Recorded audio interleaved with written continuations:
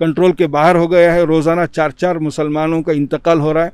कल एक बाप बेटे का इंतकाल हुआ, आज एक माँ और बेटे का इंतकाल हुआ। इंडियन मीडिया बुक के वीडियो को देखने के लिए हमारे चैनल को सब्सक्राइब करें और नोटिफिकेशन पाने के लिए बेल आइकॉन प्रेस करें। तो अब क्या होना तुम ना, एम्बुलेंस होना। ठीक है, मैं अब तुम ना फ़ौरन तुम ना गुस्ल देने के वास्ते 2 नौजवानों को भेज रहा हूँ, वॉलंटियर्स को। जी ठीक है, अच्छी बात है। अस्सलाम वालेकुम।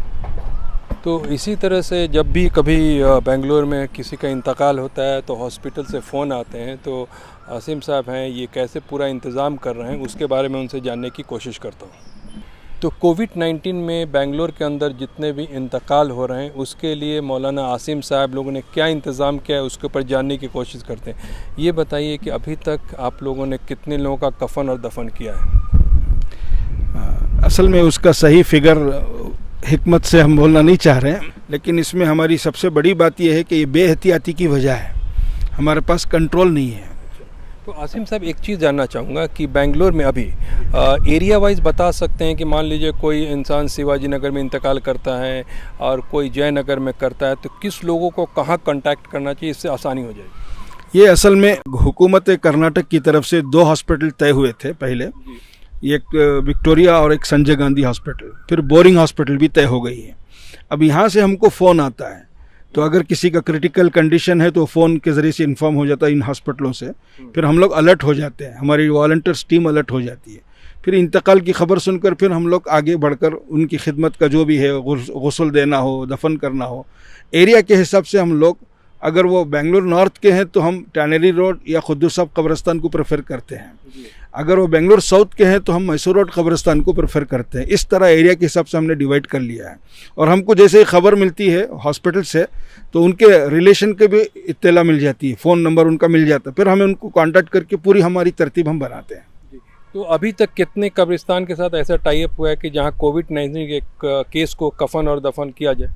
3 कब्रिस्तान तय हुए हैं। हाँ, 3, मैसूर रोड कब्रिस्तान, टैनरी रोड कब्रिस्तान और खुद्दूस साहब का कब्रिस्तान, ये 3 कब्रिस्तान। तो बेंगलोर में अगर मान लीजिए किसी का इंतकाल हो जाए और उसको पता नहीं है कि कहाँ कांटेक्ट करे, तो कैसे पता करेगा वो? ये तो हॉस्पिटल वालों को मालूम है। किसी का भी इंतकाल हो जाए तो हमारे जो मुस्लिम डॉक्टर्स हैं वो डॉक्टर्स को इन्फॉर्मेशन मिल जाता है। वो इंतकाल से पहले क्रिटिकल कंडीशन ही में हमको इन्फॉर्म कर देते हैं, और उनके रिलेशन जो विजिट, उनके जो रिश्तेदार हैं उनका भी फ़ोन नंबर हमको मिल जाता है, वो भी हमारे साथ कांटेक्ट में रहते हैं। तो मतलब आप लोग हॉस्पिटल से टाई अप करके रखे हैं, वहाँ जैसे भी इस तरह का केस होता है आप तक खबर आ जाती है। जी। तो आप उसको कर। अब दूसरी सवाल ये है कि अगर एक आदमी का दफन करा रहे हैं तो क्योंकि पीपी किट भी लगता है, तो तकरीबन कितना पैसा खर्चा हो जाता है?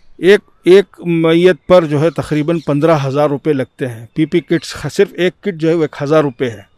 तो इस तरह हम गुस्ल देने वाले 2-3 अहबाब होते हैं तो उनको भी पीपी किट्स देते हैं, और उनके कुछ रिलेशन भी जनाजे में शरीक होना चाहते हैं तो उनको भी 1-2-3 को देना पड़ता है। फिर 8 हमारे वॉलंटियर्स होते हैं। इस तरह 15 किट्स का निज़ाम बनता है और 15,000 रुपये तकरीबन लग जाते हैं।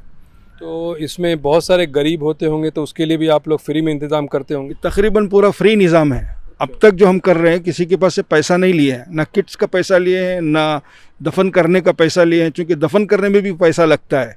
हम लोग 20 मीटर का कपड़ा लेकर उसको मैयत को रख के आहिस्ता से एहतराम के साथ उसे कब्र में डालते हैं, क्योंकि हाथ नहीं लगाना है। BBMP वाले भी साथ होते हैं, हेल्थ के भी अफराद साथ होते हैं, तो इसलिए हम मैयत को अंदर डालते हैं कपड़े के ज़रिए से, और 20 मीटर का कपड़ा भी लगता है वो दफन करने के वक्त में, वो भी हम फ्री इंतज़ाम करते हैं।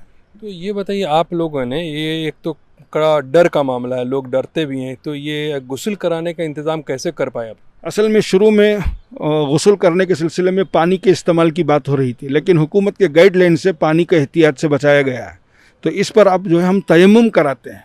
जैसे ही हमको इन्फॉर्मेशन मिलता है, वितिन 1 आवर हमारे वॉलंटियर्स पहुंच जाते हैं और उस मरहूम मरने वाले का तयम्मुम होता है मिट्टी से और ईंट के रास्ते से, फिर उसके बाद उसे रैप कर देते हैं। इतना ही हमको मौका मिलता है, गुस्ल का मौका नहीं मिलता। और वो गाइडलाइंस में परमिशन भी नहीं है कि आप पानी का इस्तेमाल करें। तो हॉस्पिटल में ज़्यादा देर बॉडी को खुला भी रखने का इजाज़त नहीं है, तो आपको जो इन्फॉर्मेशन मिलता है तो ये आप लोगों के लिए बहुत चैलेंजिंग जॉब है कि 1 घंटा के अंदर पहुंचने का, तो आपके लड़के पहुंच जाते हैं। जी अल्हम्दुलिल्लाह, बहुत जैसे ही हमको इत्तला मिलती है 1 घंटे के अंदर अंदर बेंगलुरु के किसी भी कोने से है पहुंच जाते हैं। अगर पहुंचने में दुश्वारी है तो हम वो दूसरे को इत्तला करते हैं, आप पहुंच जाओ।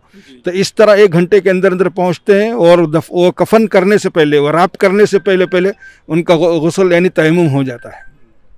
तो बहुत बहुत शुक्रिया इसके ऊपर। तो आखिर में आवाम को क्या मैसेज देना पड़े, क्योंकि आप ग्राउंड रियलिटी से पूरा आपको पता है कि सिचुएशन कैसा है, नंबर ऑफ केस बढ़ते जा रहे हैं, तो इस वक्त क्या नसीहत देना चाहिए? बस मैं इतनी बात गुजारिश करता हूँ, एहतियात बहुत ज़रूरी है। जितना एहतियात कर सकते हैं उतना एहतियात ज़रूर करें कि इस वक्त हमारी कौम बहुत बदनाम हो गई है, इमेज ख़राब हो गया है। एक तो मीडिया के रास्ते से ये नुकसान हुआ है, दूसरा हमारी बेएहतियाती की वजह से। अभी हमारे एक दोस्त कल सफ़र कर रहे थे बेंगलोर का, वो मलेश्वरम राजाजी नगर से गुजरते हुए जब शिवाजी नगर पहुँचे तो कहने लगे शिवाजी नगर का बेंगलोर अलग है, यहाँ का बेंगलोर अलग है। यानी यहाँ सब एहतियात हो रहा है, वहाँ एहतियात नहीं हो रहा है। यही हमारी दरख्वास्त है, आजिज़ाना अपने आप की हिफाजत करें, अपने घर वालों की हिफाजत करें, अपने बच्चों की हिफाजत करें। एहतियात बहुत ज़रूरी है, वरना आँखों के सामने हमारी रोज़ाना अब अनकंट्रोल है, प्रॉब्लम जो है कंट्रोल के बाहर हो गया है। रोज़ाना 4-4 मुसलमानों का इंतकाल हो रहा है। कल एक बाप बेटे का इंतकाल हुआ, आज एक माँ और बेटे का इंतकाल हुआ। ऐसा बेहतियाती की वजह से एक बड़ी वजह यह है। इसलिए हमारी आजिज़ाना दरख्वास्त है कि आप ये इस प्रॉब्लम में न पड़ें कि ये इल्ज़ाम है या साजिश है, इस पर न पड़ें। एक हकीकत सामने आई है, जितना हो सके इस बीमारी से अपने आप को भी बचाएं और उम्मत को भी बचाएं। बहुत बहुत शुक्रिया आपको इस पर रोशनी डालने के लिए। Thank you so much. Thank you so much watching Indian media book. Indian media book के वीडियोस को देखने के लिए हमारे चैनल को सब्सक्राइब करें और नोटिफिकेशंस पाने के लिए बेल आइकॉन को प्रेस करें।